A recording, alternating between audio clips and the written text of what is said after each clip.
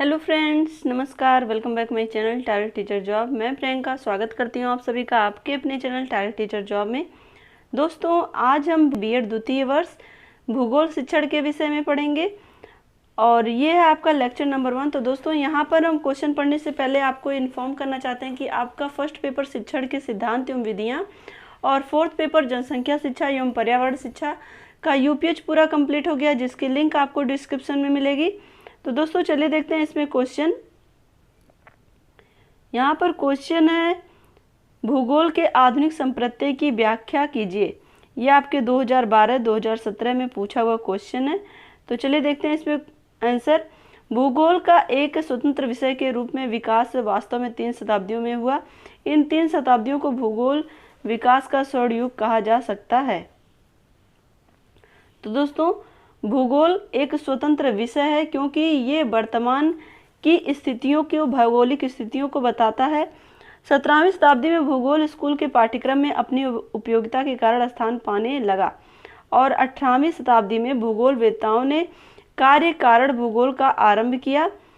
19वीं शताब्दी में भूगोल का वैज्ञानिक अध्ययन प्रारंभ हुआ। तो दोस्तों, यहाँ पर हम देखेंगे 17वीं शताब्दी में भूगोल स्कूल के पाठ्यक्रम के लिए उपयोगी हुआ और साथ ही 18वीं शताब्दी में देखें तो जो भी भूगोल वेत्ता थे उन्होंने कार्य कारण भूगोल का आरंभ किया और 19वीं शताब्दी में भूगोल का वैज्ञानिक अध्ययन प्रारंभ हुआ और 19वीं शताब्दी में भूगोल के क्षेत्र में सर्वाधिक उपयोगी कार्य भी हुए।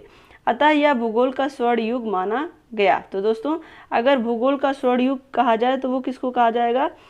19वीं शताब्दी को भूगोल का स्वर्ण युग कहा गया। यहाँ पर देखें, इस युग में भूगोल शिक्षण पद्धति में महत्वपूर्ण विकास हुए। अब भूगोल स्मरण शक्ति पर जोर न देकर तर्क बुद्धि का विषय बन गया। तो दोस्तों, पहले भूगोल स्मरण यानी कि याद रखने की विषय हुआ करती थी, लेकिन आज वो तर्क शक्ति पर आधारित विषय है, बुद्धि पर आधारित विषय है। आजकल भूगोल एक स्वतंत्र विषय है जिसका महत्व इसलिए और बढ़ जाता है कि वह कला होते हुए भी विज्ञान है।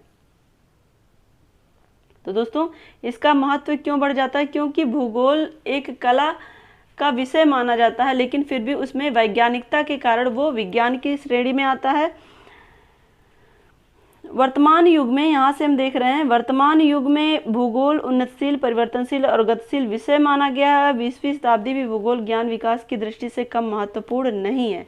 तो दोस्तों, अगर हम बात करें वर्तमान युग की, तो वर्तमान युग में भूगोल एक उन्नतशील विषय माना गया, परिवर्तनशील विषय माना गया और साथ ही गतिशील विषय भी माना गया, क्योंकि भूगोल में जो भी भौगोलिक स्थितियां और साथ ही जो भी हम देखते हैं खाद्यान्न से लेकर के और जो भी खनिज, ये सारी चीज़ें और जो भी प्राकृतिक आपदाएं, सारी चीज़ें भूगोल के अंतर्गत ही, जो भी भौगोलिक स्थिति ये सब भूगोल के अंतर्गत ही आती है।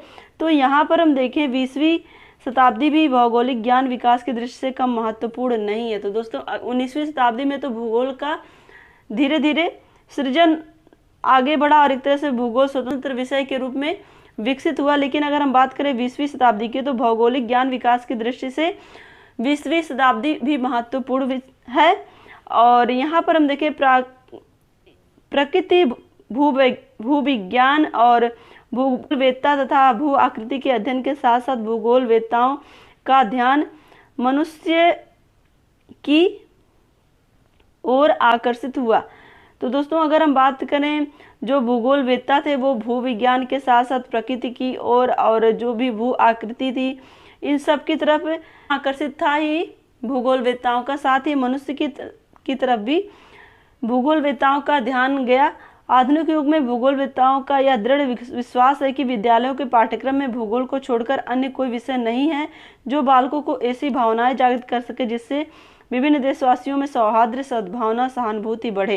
तो दोस्तों, अगर हम बात करें भूगोल की, तो हमारा जो देश है यहाँ पर अलग अलग तरह की भौगोलिक स्थितियाँ, अलग अलग तरह की भौगोलिक दशाएं हैं। फिर भी जो भौगोलिक दशाओं में भिन्नता होने के बाद भी हमारे देश में एकता और अखंडता है। देश की ये सारी विशेषताएं हैं कि देश में इतनी तरह की जलवायु, इतनी तरह की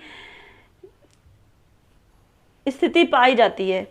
तो यहाँ पर हम आगे देखें, आधुनिक युग में भूगोलवेत्ताओं का यह दृढ़ विश्वास है कि विद्यालय में पाठ्यक्रम में भूगोल को छोड़कर अन्य कोई विषय नहीं है जो बालकों में ऐसी भावनाएं जागृत कर सके। तो दोस्तों यहाँ पर जो भौगोलिक स्थिति है देश की, अगर भौगोलिक स्थिति की बात करें तो कहीं ना कहीं आज भी लोग जो ऐसी जगहों पे रहना पसंद करते हैं, गर्मियों में लोग ठंडी जगहों पे रहना पसंद करते हैं, ठंडी में लोग गर्म जगहों पे रहना पसंद करते हैं। तो एक तरह से भौगोलिक स्थिति लोग चेंज करना चाहते हैं, अपने एटमॉस्फेयर को चेंज करना चाहते हैं, कहीं यात्रा की दृष्टि से तो कहीं मनोरंजन की दृष्टि से। ये सारे लोगों का जो भौगोलिक दृष्टिकोण है वो चेंज होता है कि वो लोग अपने नॉलेज को, अपने ज्ञान में वृद्धि के लिए भौगोलिक स्थितियों का भ्रमण करते हैं। तो कहीं पर लोग अपने मनोरंजन और अपने शौक की वजह से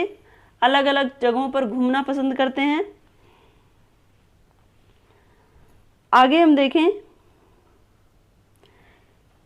21वीं शताब्दी में भूगोल का विकास किस दिशा में होगा, उसमें क्या क्या परिवर्तन होंगे। इन प्रश्नों पर उत्तर देने अभी संभव नहीं है, परंतु फिर भी भूगोल से यह अपेक्षा की जा सकती है कि वो आधुनिक समय में अनेक दिशाओं में विकास करेगा। तो दोस्तों यहाँ पर अगर हम बात करें 21वीं शताब्दी की, तो 21वीं शताब्दी में किसी को ये नहीं पता है या कोई ये भविष्यवाणी नहीं कर सकता है कि 21वीं शताब्दी में भूगोल का विकास किस दिशा में होगा, किस दिशा में लोग भूगोल के किस क्षेत्र को लोग ज़्यादा पसंद करेंगे। लेकिन अगर हम बात करें भूगोल आधुनिक समय में उनकी जो अनेक दिशाएं हैं उनका विकास करें, तो किस तरह से जो भूगोल की अलग अलग स्थिति है, जो अलग अलग भौगोलिक स्थितियां हैं, जो भी क्षेत्र हैं और जो भी भूगोल से संबंधित खनिज हैं, भूगोल से संबंधित संपदाएं हैं, तो एक तरह से जो पूरे देश की जो भी धरोहर है वो भौगोलिक क्षेत्र के अंतर्गत ही आती है। तो इन सब चीज़ों का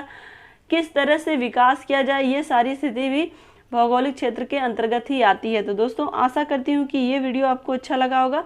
अगर अच्छा लगा होगा तो एक लाइक करिएगा, अपने दोस्तों के साथ शेयर करिएगा। अगर आप चैनल पर नए हैं तो प्लीज़ चैनल को सब्सक्राइब करके बेल आइकन बटन को जरूर प्रेस कर लीजिएगा, जिससे हमारे सभी वीडियोज़ की नोटिफिकेशन आपको मिल सके। तो हमसे जुड़ने के लिए थैंक यू सो मच। जय हिंद।